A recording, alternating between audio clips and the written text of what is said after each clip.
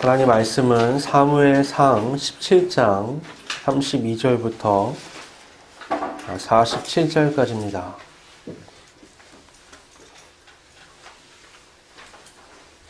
사무엘상 17장 32절부터 47절까지입니다.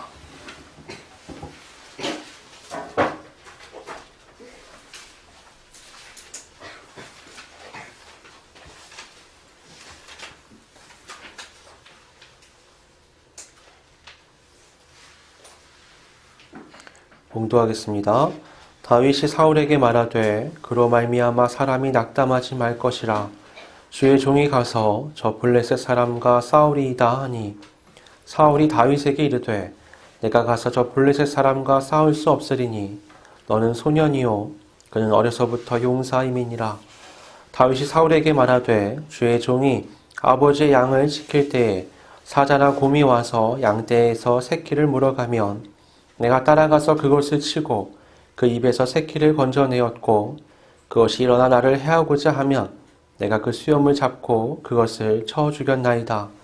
주의 종이 사자와 곰도 쳤은즉 살아계시는 하나님의 군대를 모욕한 이 할례 받지 않은 블레셋 사람이리이까 그가 그 짐승의 하나와 같이 되리이다. 또 다윗이 이르되 여호와께서 나를 사자의 발톱과 곰의 발톱에서 건져내셨은즉 나를 이 블레셋 사람의 손에서도 건져내시리이다. 사울이 다윗에게 이르되 가라 여호와께서 너와 함께 계시기를 원하노라. 이에 사울이 자기 군복을 다윗에게 입히고 또 투구를 그의 머리에 씌우고 또 그에게 갑옷을 입히매 다윗이 칼을 군복 위에 차고는 익숙하지 못하므로 시험적으로 걸어보다가 사울에게 말하되 익숙하지 못하니 이것을 입고 가지 못하겠나이다 하고 곧 벗고 손에 막대기를 가지고 시내에서 매끄러운 돌 5을 골라서 자기 목자의 제구 곧 주머니에 넣고 손에 물매를 가지고 블레셋 사람에게로 나아가니라. 블레셋 사람이 방패를 든 사람을 앞세우고 다윗에게로 점점 가까이 나아가니라. 그 블레셋 사람이 둘러보다가 다윗을 보고 업신여기니 이는 그가 젊고 붉고 용모가 아름다움이라. 블레셋 사람이 다윗에게 이르되 내가 나를 개로 여기고 막대기를 가지고 내게 나아왔느냐 하고 그의 신들의 이름으로 다윗을 저주하고 그 블레셋 사람이 또 다윗에게 이르되 내게로 오라 내가 내 살을 공중의 새들과 들짐승들에게 주리라 하는지라. 다윗이 블레셋 사람에게 이르되 너는 칼과 창과 단창으로 내게 나아오거니와 나는 만군의 여호와의 이름 곧 내가 모욕하는 이스라엘 군대의 하나님의 이름으로 내게 나아가노라. 오늘 여호와께서 너를 내 손에 넘기시리니 내가 너를 쳐서 내 목을 베고 블레셋 군대의 시체를 오늘 공중의 새와 땅의 들짐승에게 주어 온 땅으로 이스라엘의 하나님이 계신 줄 알게 하겠고 또 여호와의 구원하심이 칼과 창에 있지 아니함을 이 무리에게 알게 하리라. 전쟁은 여호와께 속한 것인즉 그가 너희를 우리 손에 넘기시리라. 아멘. 여러분, 이 그리스도라는 말은 기름 부음 받은 자라는 뜻인 걸 우리가 다 알죠.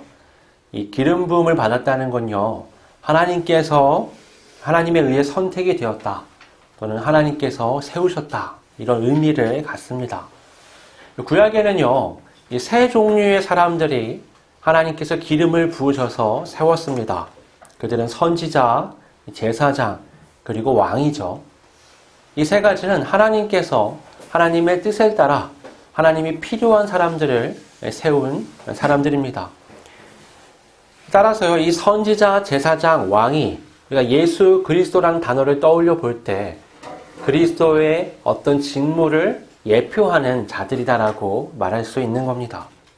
지난 2주간 우리는 선지자 모세에 대해서 살펴봤고요. 또 제사장들이 제사를 드리는 이 성전에 대해서 우리가 함께 살펴봤었습니다. 오늘은 이어서 구약에서 이 그리스도를 예표하는 왕으로서 다윗에 대해서 우리가 한번 살펴봄으로써 예수님의 오심과 또 십자가 지심이 우리에게 어떤 의미가 있는가를 한번 되새겨 보고자 합니다. 다윗은요, 워낙에 유명하죠. 이 사람 혼자 기록되어 있는 그 이야기만 가지고도 사실은 굉장히 특별합니다. 그런데 이 사람을요, 이스라엘의 모든 왕들의 이야기에 붙여서 살펴보면 더욱 특별하게 나타납니다. 열왕기서가 그런 책이죠. 이스라엘의 모든 왕들을 한번 살펴보는 겁니다. 이게 바벨론 포로 때 쓰여진 책이 열왕기서인데, 바벨론 포로로 갔다는 건 나라가 망했어요. 성전도 파괴되고. 이런 상황에서 우리가 왜 약속의 땅에서 벗어나게 됐는가? 왜 하나님이 함께 하신다는 성전이 파괴됐는가? 우리가 왜 망했느냐? 이러면서 바벨론 포로에 가 있는 이스라엘의 지식인들이 자신들의 과거를 한번 살펴보는 겁니다. 어떤 기준으로? 신앙의 기준으로. 그렇게 해서 열왕기서를 살펴보고 난 다음에 내린 결론이 뭐냐? 다윗을 기점으로 다윗과 같은 훌륭한 왕이 있었더라. 나머지는 다윗과 같이 훌륭한 왕이 아니더라. 우리가 망한 이유는 뭐냐? 다윗의 길에서 벗어났기 때문이다, 왕들이. 그래서요, 거기 평가받는 주요 왕들 중에서는 히스기야나 요시야처럼 아주 긍정적인 평가를 받은 왕들도 있고요. 반면에 오므리와 아합처럼, 오므리는 뭐 한 줄, 두 줄밖에 나오지 않고요. 아합은 굉장히 부정적인 평가를 받은 왕이었는데, 이렇게 부정적으로 묘사가 된 왕들도 있습니다. 근데 실제는요, 이 성경의 기록과 좀 다릅니다. 예를 들어서 히스기야나 요시야 시대는요, 이스라엘의 국력이 굉장히 약할 때예요. 그 주변국들과 비교하면 굉장히 소국입니다. 더군다나 이 요시야 때는요, 나라가 이제 패망하냐 안 하냐, 그런 존립의 문제가 그때는 겪을 정도로 아주 나라가 국력이 쇠했을 때입니다. 반면에 한두 줄밖에 나와 있지 않은 오므리, 그리고 그의 아들 아합 왕조는요, 다윗 솔로몬 시대 이후에 이스라엘의 국력을 가장 크게 나타냈던 왕들이었습니다. 땅도 제일 넓었고요. 아무튼 뭐 제국에 가까운 나라를 이루었던 사람들입니다. 그런데 성경은 어떻게 해요? 마치 히스기야나 요시야는 큰 왕들인 것처럼 표현을 해놓고 오므리와 아합은 굉장히 작고 못되고 악한 왕들로 표현이 되어 있습니다. 그 이유는 이 평가 기준이요, 어떤 정치력, 경제력, 문화 뭐 이런 것들이 아니라 오로지 그 왕들의 신앙이었기 때문입니다. 하나님의 관점에서, 성경은 하나님의 관점이니까요. 하나님의 관점에서 바람직한 왕이라는 건 힘이 있고 능력이 있는 왕들이 아니라 하나님 앞에 신앙이 바로 서서 신실하게 살아가는 왕들이었습니다. 우리는요, 오늘 그 왕들 중에서 기준이 되는 가장 모범적인 왕인 다윗을 통해서 예수님의 오심을 살펴보려고 하는 겁니다. 오늘 본문은요, 우리가 익숙하게 잘 알고 있는 다윗과 골리앗의 전투에 대한 내용입니다. 오늘 본문이 속한 사무엘상 17장을 보면요, 우리가 너무 익히 들었던 거라 자연스럽게 어디에 눈이 가냐면 이 다윗과 골리앗의 싸움에 자꾸 눈이 가요. 근데 여러분, 이상하죠? 다윗과 골리앗의 싸움은 2절밖에 안 나옵니다, 사실. 48절, 49절이 전부예요. 다윗이 다가오는 골리앗을 보고 뛰어가면서 물맷돌을 던졌더니 돌이 골리앗의 이마에 박혀서 쓰러져 죽어버리죠. 끝입니다. 여러분, 스포츠 경기 중에는요, 광고를 되게 많이 하는 게 있어요. 그 소문난 잔치집에 먹을 거 없다 그러잖아요. 유명한 복싱 선수 둘이 대결을 하는데 광고를 1년 전부터 합니다. 그 시간대에 TV 광고료는 어마어마하고요. 두 선수의 대전료도 어마어마합니다. 해서 다 기대를 하는 거죠. 딱 뚜껑을 열었더니 경기가 한 방에 끝난 거예요. 1회 몇 초 만에. 야, 이긴 사람은 좋겠죠, 사실. 근데 나머지는 어때요? 우리가 이거 보려고 1년 전부터 기다린 건 아니잖아요. 네? 경기 이렇게 끝나는 걸 보려고 광고회사들이 그렇게 광고를 한 게 아니죠. 여러분, 지금 다윗과 골리앗 싸움이 그런 겁니다. 뭔가 일어날 것처럼 쫙 얘기들이 있었는데 막상 뚜껑을 딱 여니까 어떻죠? 순식간에 끝나죠. 순식간에 끝날 걸 예상한 사람도 많았어요. 누가 이기는 걸로요? 골리앗이 이기는 것으로. 골리앗이 한 번에 순식간에 그 창으로 다윗을 꿰뚫는 것을 상상한 사람들도 많이 있었겠죠. 하지만 정반대로 다윗이 한 방에 이 골리앗을 끝낸 겁니다. 다윗과 골리앗의 싸움이 이처럼 짧게 묘사가 되어 있는 건요, 반대로 얘기하면 성경에서 그들의 전투 씬이 그렇게 중요하게 다뤄지지 않는다는 겁니다. 사무엘상 17장 전체를 보면요, 이 전투보다 훨씬 비중 있게 다뤄지는 게 다윗이 만나는 사람들과 대화한 내용입니다. 아주 자세하게 내용들이 기록되어 있어요. 먼저 큰형 엘리압을 만나고, 그 다음에 사울 왕을 만나고, 그 다음에는 골리앗을 만나서 차례대로 대화를 나눕니다. 가장 먼저는 큰형 엘리압을 만나죠. 이 다윗의 아버지 이새가요, 8명의 아들이 있는데 그 중에 첫째, 둘째, 셋째를 전쟁터에 내보낸 겁니다. 근데 이제 걱정이 되니까 막내 다윗을 시켜서, 야, 너 형들한테 가서 이 볶음국 좀 갖다 주고 이 치즈 10덩이 내가 싸줄 테니까 그들의 상관할 때 좀 줘라. 그리고 형들이 무사히 있다는 증표를 꼭 가지고 아버지한테 돌아와라. 이렇게 얘기를 한 겁니다. 이렇게 심부름을 시킨 이유는요, 전쟁이 꽤 길어졌어요. 금방 끝날 전쟁일 줄 알았는데 지금 40일 동안 전쟁을 시작도 안 하고 있었던 겁니다. 이스라엘과 블레셋은요, 그동안 대치 상태로만 머물러 있었습니다. 그 이유가 골리앗이죠. 성경을 보면 4절에 그에 대해서 싸움을 도두는 자라고 기록되어 있습니다. 그는 장수라기보다는요, 이 싸움에 앞서서, 전쟁에 앞서 상대를 제압하는 용도의 어떤 선전용 군인이었던 것으로 보입니다. 성경은요, 그에 대해서 아주 자세하게 묘사하고 있죠. 키가 몇인지, 갖춘 무기가 어떤지 기록하고 있습니다. 키가 6규빗 한 뼘이라고 기록되어 있는데, 이거는 대략 지금으로 하면 거의 3m에 가까운 키예요. 역사적으로도 그런 사람들이 가끔 있었습니다. 근데 3m에 가까운 키는 뭐 상상이 안 되죠. 그가 갖춘 무기들은요, 키만큼이나 엄청납니다. 노투구를 썼고 비늘 갑옷을 입었고, 여러분 이 당시에 이스라엘의 갑옷 입은 사람은요, 사울 왕과 아들 뿐입니다. 아무도 갖추지 못했어요. 이 갑옷의 무게가요, 이 골리앗의 갑옷의 무게가 5,000세겔, 환산해 보면 57kg이 됩니다.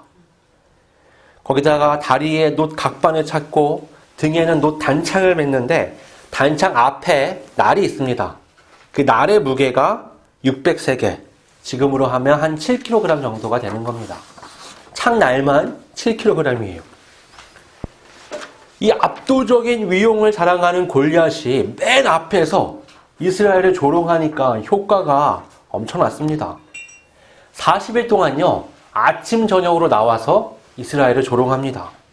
이렇게 조롱합니다. 야, 나는 블레셋 장수고 너네들은 사울의 신복들이니까 아무나 한 명 나와라. 우리 1대1로 대결을 해서 내가 이기면 너네가 다 우리 노예가 되고, 너희들이 이기면 우리가 너희들의 노예가 될게. 한판 승부로 그냥 끝내자. 뭐 전쟁할 거 있어. 자신 있으면 나와. 이걸 40일 동안 아침 저녁으로 얘기하는데 아무도 못 나가는 겁니다. 골리앗이 한 곳에만 등장한 게 아닌 것 같아요. 곳곳에 갑니다. 그러면 그곳에 있는 이스라엘 군대는 혼비백산해서 도망가는 거죠. 그런 일이 40일 동안 계속 반복이 되었던 겁니다.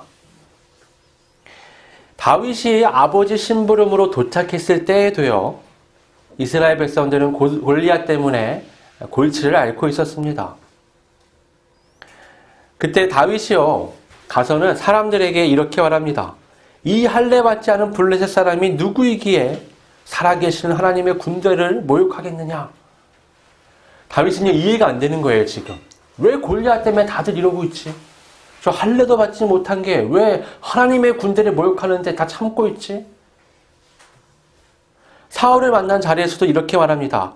하나님의 군대를 모욕한 이 할례 받지 않은 블레셋 사람이리까. 아주 골리앗을 깔보면서 얘기하고 있습니다.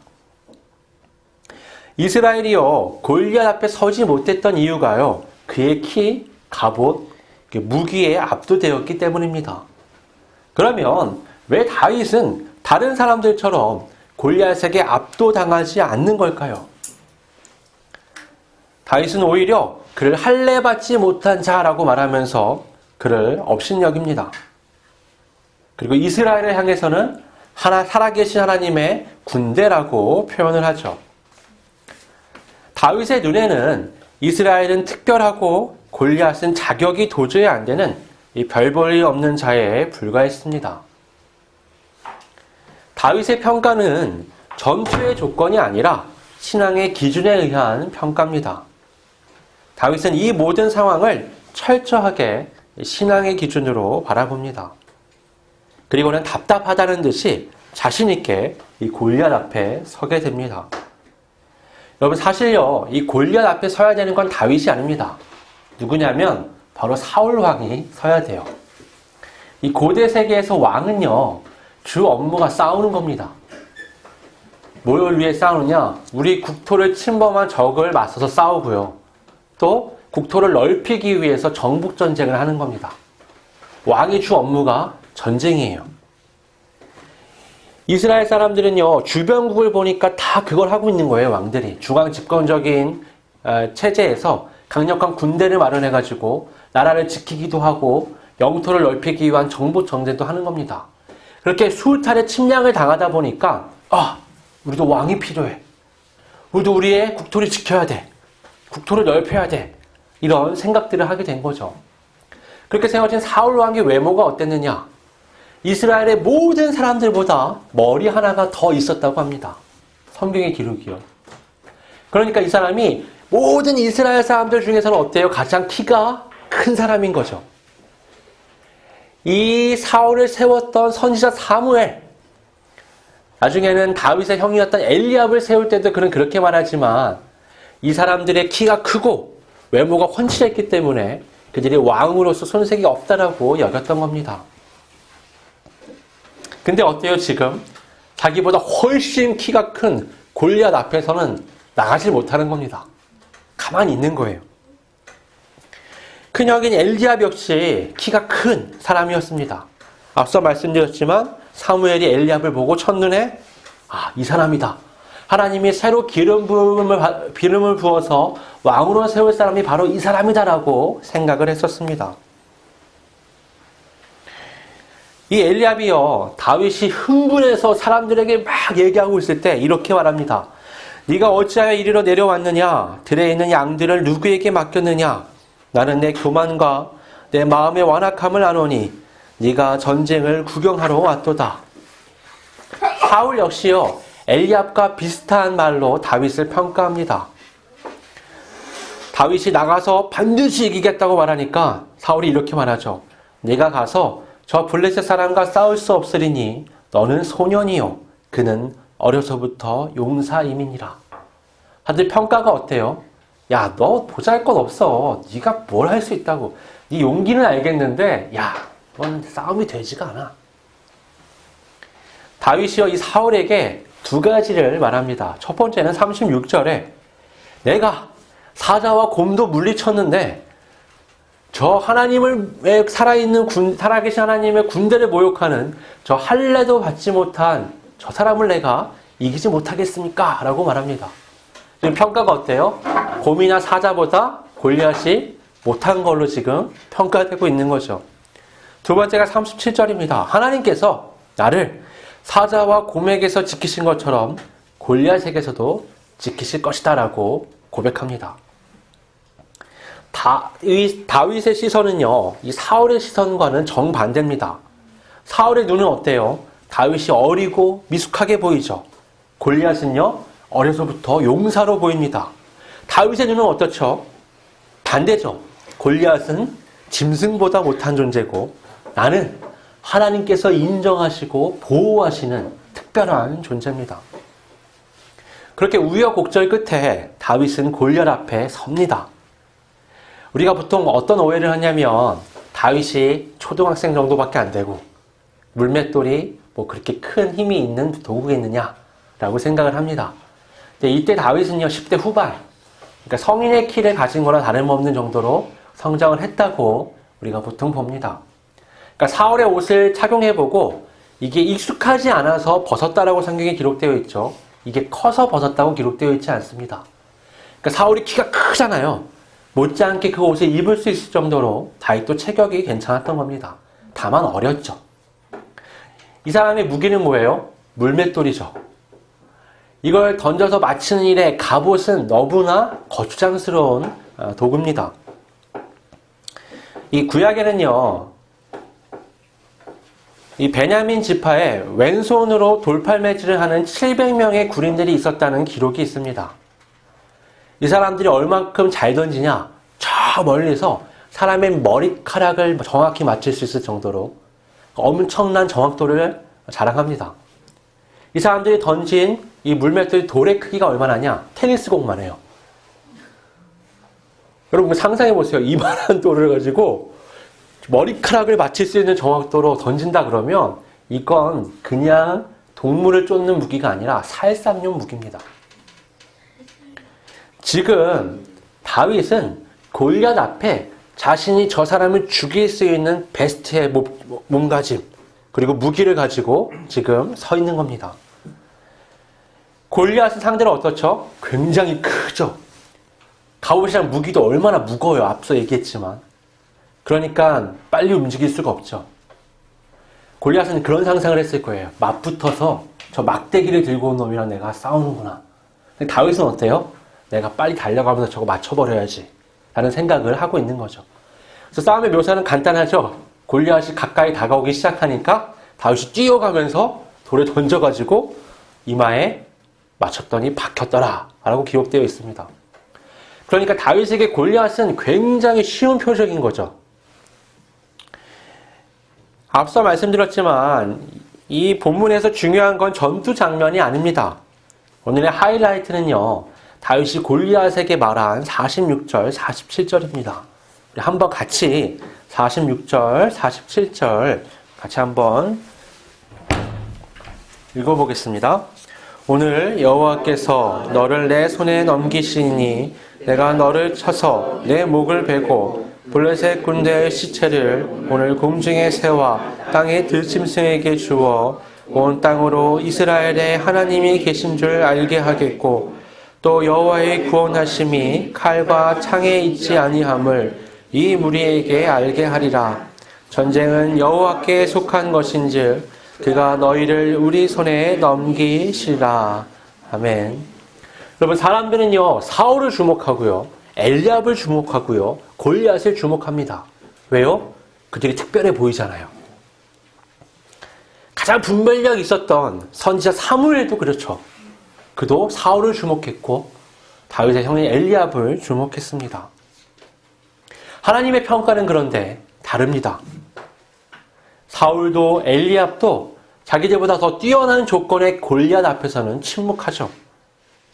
하지만 누구도 주목하지 않았던, 그러나 하나님은 이미 보시고 기름을 부으셨던 그 사람 다윗이 누구도 그가 왕이라고 생각하지 않던 그때에 왕으로서 골리앗 앞에 섰던 겁니다.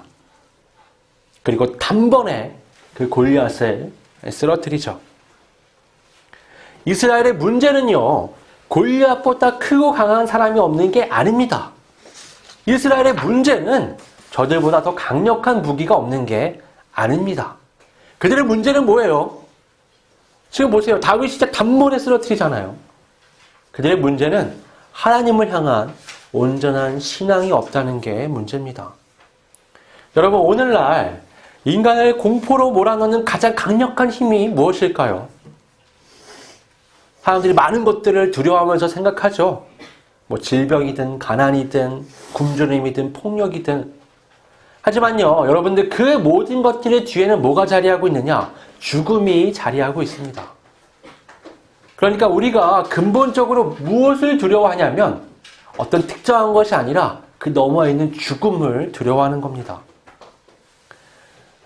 죽음은요, 인간을 참 인간답게 만듭니다. 아무리 훌륭하고 아무리 뛰어나고 아무리 특별한 능력과 기술이 있더라도 죽음을 피할 수는 없습니다. 지금 요즘에 그런 거 하더라고요. 사람이 죽고 나면 급냉을 해서 얼려가지고 언젠가 미래에 이걸 좀 다시 살릴 수 있는 기술이 생기면 살아나지 않을까. 그래서 죽기 바로 직전에 얼려 죽이는 거예요. 아니면 살아있는 사람을 얼리기도 하는 거예요. 자기가 사인하면. 근데 이게 부작용이 얼마나 많을지에 대해서 과학자들이 설명을 막 하죠. 그만큼 죽음이라는 게 우리에게 가져다주는 공포는 어마어마합니다. 여러분, 고대로부터요, 영웅들은 참 많았어요. 특별한 외모를 한. 여러분, 그리스 로마 신화를 보세요. 굉장히 매력적이고 엄청난 능력을 가진 많은 신들, 인간들, 반인, 반신 이런 존재들이 많이 등장하잖아요. 우리가 갖고 있는 많은 전설들, 많은 이야기들 보세요. 각 나라마다 여러 가지 마법도 등장하고요. 여러 가지 특별한 영들의 세계도 등장하고 막 등장을 합니다. 만화책을 보면요, 훨씬 더 초월적인 능력을 가진 사람들이 많죠. 그리고 바탕으로 요즘 영화는 어때요? 굉장한 히어로들이 나와가지고 주인공으로 활약하는 영화들이 많잖아요. 하지만요, 여러분, 그 어떤 것도 죽음을 이기지 못합니다. 오직 이 현실 세계에서는 예수 그리스도만이 이 죽음의 문제를 극복하셨습니다. 그런데요, 아이러니하게도요, 세상이 꿈꾸었던 모습을 예수님에게서는 찾아볼 수가 없습니다. 예수님이 하시는 말씀, 예수님이 하시는 사역을 제대로 이해하고 받아들인 사람은 예수님의 공생의 시대에 한 명도 없었습니다. 이 제자들까지도 예수님의 십자가의 대속을 이해할 수가 없었습니다. 이스라엘이 꿈꾸었던 메시아는 누구냐? 초능력을 가지고 저 로마와 타락한 무리들을 징벌하고 이스라엘 나라를 다시 세우는 겁니다. 그러나 예수님의 방식은 어떤 거였죠? 능력이 없어서가 아니라 그런 것들을 하지 않으시고 자신의 죽음으로 인류의 죄를 대속하시고 3일 만에 부활하심으로 죽음을 부숴버리신 겁니다. 여러분, 이게 얼마나 큰 사건이냐? 인류 역사 가운데 처음으로 죽음이라는 그 한계가 극복된 순간이었습니다. 이것은요, 인류 역사에 핵폭탄이 떨어지는 사건과 같았습니다. 그때부터 사람들은 이 죽음의 대적 앞에서 영혼을 소망하며 살아갈 수 있게 된 겁니다. 사람들의 눈에 다윗이 별 볼 일 없는 어린 양치기에 불과했던 것처럼 사람들에게 예수님은요, 별 볼 일 없는 시골에서 온 젊은 애송이에 불과했습니다. 하지만 바로 그분이 죄와 사망을 이기는 유일한 하나님의 아들이셨습니다. 사순절 셋째 주일인 오늘, 지금 살아가는 우리들은 예수님을 온전히 우리 삶의 유일한 왕으로 바라보고 있습니까? 혹시나 예수님을 너무 과소평가하고 있지는 않습니까? 우리 삶의 많은 문제들을 바라보면서 그 원인과 해법에는 막 몰두하면서 예수님을 소홀히 바라보고 있지 않은가 생각해 봐야 합니다. 골리앗과 같은 오늘날의 그 막강한 모습을 한 많은 사람들, 이 세상의 많은 것들을 꿈꾸면서 우리가 살아가면서 예수님을 소홀히 하고 있지는 않습니까? 예수님을 믿고 그분을 주님으로 부른다는 것은요, 우리 삶의 주인이 예수님으로 바뀐다는 겁니다. 따라서 예수님을 주인으로 모신 우리의 삶에서 중요한 것은 문제가 아니라 바로 예수 그리스도가 바라보는 것입니다. 문제에 초점을 맞추는 게 아니라 우리와 함께 하시는 우리의 왕이 되신 예수님께 초점을 맞춰야 합니다. 왜냐하면 문제에 맞서는 것은 내가 아니라 나의 주인이신, 나의 왕이신 예수님이시기 때문이죠. 골리앗을 쓰러뜨린 이가 하나님께서 세우신 왕 다윗이었던 것처럼 죄와 사망의 권세를 깨뜨리신 이가 우리의 왕 예수 그리스도이십니다. 그가 우리의 현실적인 왕이십니다. 죄와 사망의 권세를 이기신 그분이 다른 문제를 해결할 능력이 없으실까요? 그렇지 않습니다. 그 무엇도 죽음을 이기지 못합니다. 그러나 예수님은 그 죽음을 이기셨습니다. 예수님은 살과 피를 통해 그 모든 것들을 극복해내셨고 우리에게 공급해 주셨습니다. 부활로 우리에게 첫 열매가 되셨습니다. 여러분, 오늘날 그 예수님이 우리 앞에 왕으로서 모든 문제 앞에 서 계십니다. 예수님을 신뢰하고 믿음으로 온전히 왕으로 받아들이며 조금 더 의지하고 조금 더 예수님 앞에 나아가는 우리 모두가 될 수 있기를 주님의 이름으로 축원합니다. 우리 이 시간 말씀을 생각하면서 함께 통성으로 기도하겠습니다. 아버지 하나님, 우리가 얼마나 연약한지 눈에 보이는 막강한 조건들을 나도 모르게 쫓고 그것들을 추구하고 그것들에 압도되어 살아갑니다. 내 앞에 하나님께서 세우신 예수 그리스도께서 예전이나 지금이나 앞으로나 왕으로 서 계심에도 불구하고 자꾸만 다른 것들의 눈길이 가는 우리를 확인하였습니다. 모두가 골리앗 앞에 서지 못했을 때 하나님께서 세우신 사람들의 조건에선 크게 벗어났지만 온전한 믿음을 갖고 있던 그 다윗 왕을 통해서 단번에 승리를 쟁취했던 것처럼 우리 앞에 죽음의 문제를 극복하신 하나님께서 우리에게 세워주신 우리의 왕 예수 그리스도를 통해서 우리 이제 다시 한번 우리 삶의 모든 문제 앞에 서기를 소원합니다. 죽음을 이기신 예수께서 우리의 인생의 문제 앞에 서 계실 때 우리는 조금도 두렵지 않고 조금도 무섭지 않습니다. 예수님을 향한 하나님의 관점을 우리도 갖게 하시고 온전한 믿음의 눈을 열어 주님을 바라보며 우리의 삶을 이겨나갈 수 있도록 성령께서 우리의 생각과 마음을 이끌어 주시옵소서. 우리의 영안을 열어 주시옵소서. 우리 앞에 계신 예수 그리스도를 온전히 바라보며 온전히 믿음으로 서게 하여 주시옵소서. 모든 이들이 골리앗을 보며 벌벌 떨 때에 다윗만이 담대한 믿음을 가지고 평정심을 갖고 초연하게 서 있을 수 있었던 것처럼 이제는 우리 삶의 모든 문제 앞에서 예수 그리스도를 바라보며 믿음으로 담담하게 서서 온전히 한 걸음 한 걸음 걸어 나갈 수 있도록 이끌어 주시옵소서.